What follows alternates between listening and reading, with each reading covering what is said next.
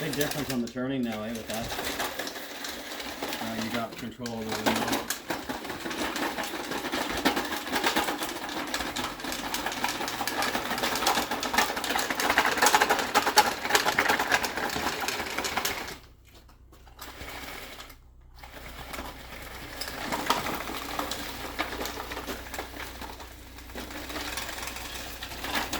So it just came down to the fact that he could read the instructions.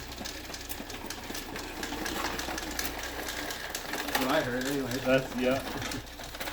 Not that everybody has that problem if they've ever built a piece of IKEA furniture, but